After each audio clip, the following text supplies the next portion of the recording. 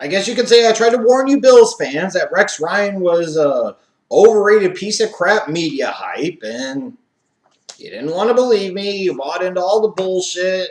Since the media loves him because he gives them quotable sayings and he talks to the media, he's friendly with the media, they protect him, they pump him up, and they told you that he was the right guy for the job, even though he had a career losing record as a head coach with the Jets in 6 years, a career losing record in the AFC East in 6 years, hadn't taken the Jets to the playoffs in the past 4 seasons. Somehow he was going to be the miracle worker, the right man for the job in Buffalo. Yeah. How's A-Nate taste? At 16 straight seasons now, your team hasn't made the playoffs. Way to go! I mean, seriously. Why do people think Rex Ryan is such a great fucking head coach? I don't get it. He's been an NFL head coach for 7 seasons now. The last 5, he has failed to make the playoffs. The last 5! And for Christ's sakes, the Jets team that he just led to a 4-12 record the year before, he leaves, they bring in Todd Bowles, and they go 10-6! 10-6!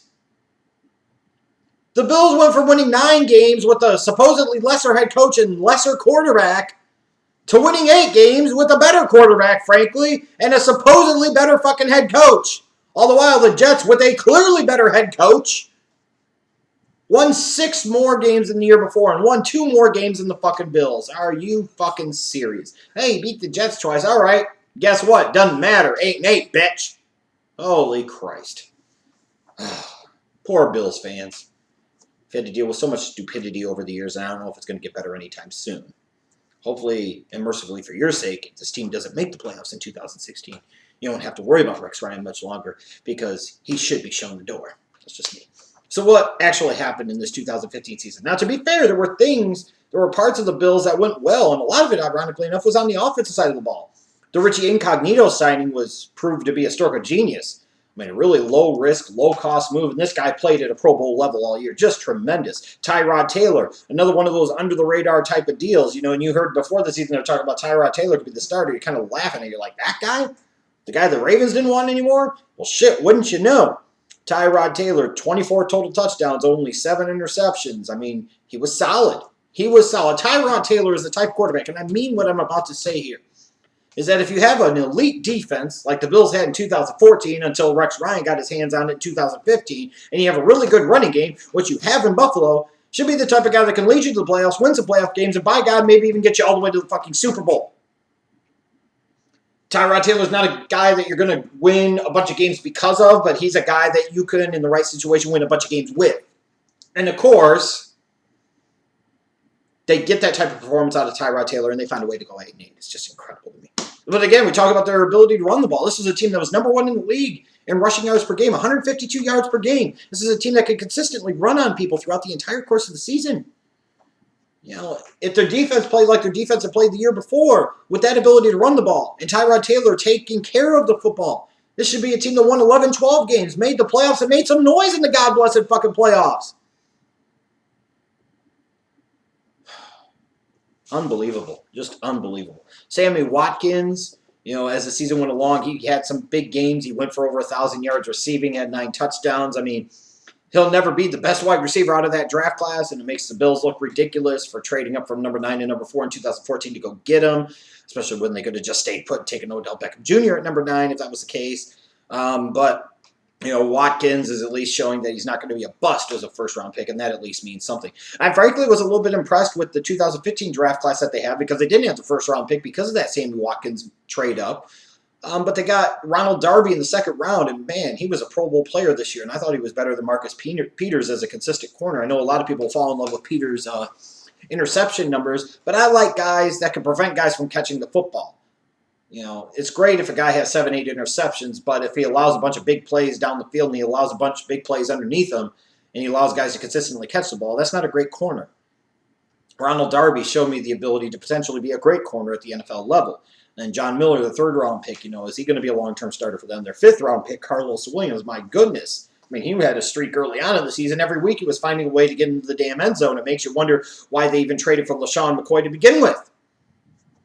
So they got something out of a 2015 draft class they really weren't supposed to be able to get anything out of, and that was a good deal. They went 4-2 in the AFC East, so you had a winning record in the division. 3-1 against the AFC South. They beat a bunch of scrubs. That should have been a formula enough to win 10, 11 games and be in the playoff mix and possibly make the playoffs. But of course they didn't because Rex Ryan struck. And let's look at Rex Ryan's impact, in particular on the defensive side of the ball. In 2014, under head coach Doug Marrone, this defense was 4th in the league in points allowed. In 2015, under the defensive guru genius, Rex Ryan, they finished 15th. Middle of the pack. In terms of total yards allowed per game, in 2014, under head coach Doug Marrone, they finished 4th in the league. That's elite, top 5. We always say top 5 in something in the NFL makes you elite. Well, they were elite at. In 2015, they finished 19th in total yards allowed. How the hell did a supposedly superior defensive mind come into the fold and this defense regressed mightily from being an elite unit that had the potential to be the top defensive unit in all of the league to being barely middle of the fucking pack? And you want to see where that impact really comes in from this stupid fuck Rex Ryan. Look at their pass rush difference in a year's time. In 2014, this was a team that led the entire fucking National Football League in sacks with 54. They consistently got pressure on opposing quarterbacks, multiple guys with double-digit sack seasons. Lo and behold, wouldn't you go, come 2015, they finished almost butt-naked last in the league, 31st in total sacks, 21 of them. The only team with fewer sacks was Atlanta with 19. How the fuck do you go from 54 sacks to 21? Oh, because you're dropping defensive ends in coverage because you're fucking stupid. You bring in a guy that's comfortable and familiar with the 3-4 to lead a 4-3 defense, and we wonder why it's a disaster. And then, of course, typical of a Rex Ryan team, they led the league in penalties. Sure, they led the league in penalties in 2014 under Doug Marrone, but they had even more penalties. Actually, I take that back. I think they were 2nd in the league in penalties in 2014. So Rex Ryan went above and beyond and made sure they were 1st this time with 20 more penalties this time, 143 penalties as a team. So a typically undisciplined, mistake-prone Rex Ryan job. That's basically what it was.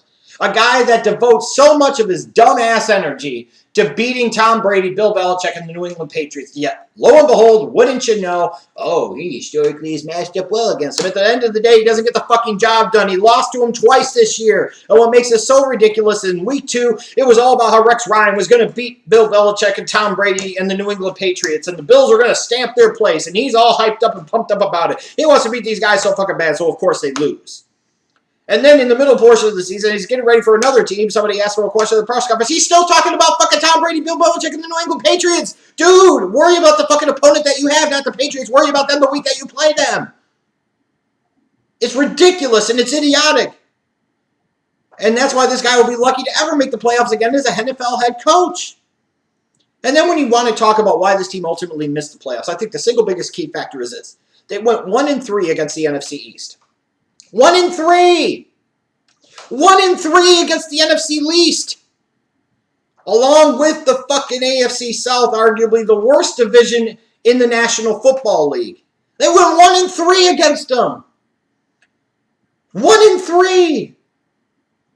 If they go 3-1 against them, like they went 3-1 against the AFC South, they're a 10-win team. Maybe they make the playoffs. And once you get to the playoffs, again, as I always say, once you make it, you never fucking know. You just never fucking know. You never know! But that's the Bills, and in particular, that's Rex Ryan. Shouldn't be any surprise that this was the 16th straight season this team failed to make playoffs.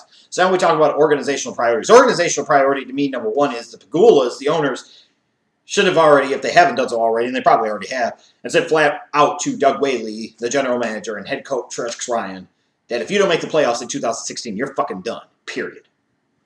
That is the expectation. And there will be no excuses. There will be no cop-outs. There will be no bullshit. You either make the playoffs or you're out of a job. Because by that point in time, you most certainly would have known that if this team doesn't make the playoffs in 2016, that Doug Whaley is in over his head, and you probably already know that anyways, and most certainly isn't cut out for the job. And at this point in time, if Rex Ryan in his second year can't make the playoffs, when the hell is he ever going to make the playoffs with this team? And as a result, why continue to sink more into him and keep that sunken cost around for a third, fourth, fifth year to potentially bury your organization for fucking years? You've already went 16 years without the playoffs. You don't want to go a 17th, 18th, 19th, 20th season. Well, if you keep Rex Ryan around for that many years, potentially, you're looking at that potentially being the case. So you have to set that clear-cut expectation right now that his playoffs are bust in 2016, period. Then you need to go about cutting Mario Williams. He's not a good fit for what Rex Ryan wants to do on defense, clearly. Rex Ryan doesn't want him there. I don't think Mario Williams wants to be there. You need to alleviate this problem for all parties involved, save yourself some room under the cap, and get rid of his ass. Then you need to go re-sign Cordy Glenn. He might not be the best left tackle in the National Football League, but he's a good, solid one. And if the Buffalo Bills let him go, they would be idiots because they most certainly don't have anybody else on that roster that's really capable of taking over for him and playing anywhere close to a level that he does, especially with the problems that they have on the other side at the right tackle position. Then I think they need to determine once and for all whether they're going to run a 3-4 or 4-3 defense. It doesn't make a lot of sense to run a 4-3 if Rex Ryan's a 3-4 guy. And frankly, I think their personnel is really, honestly, maybe better suited to run the 3-4. So why not run the 3-4? Or if you're going to run the 4-3, then you run the 4-3. But you need to make that decision either way because ultimately in this draft, it's going to be about defense, defense, defense, which is funny, isn't it? A unit that was elite in terms of the statistics in 2014 now is the big weakness of this team after 2015. Way to go, Rex Ryan! Way to go! Did it again, asshole. Now, the Bills sit there with the 19th overall pick in the first round. And what's beneficial to them is they'll be able to probably get a defensive difference maker in that slot. But they could potentially have one of those quarterbacks, those top quarterbacks in this draft, namely Paxton Lynch, available at that 19th pick.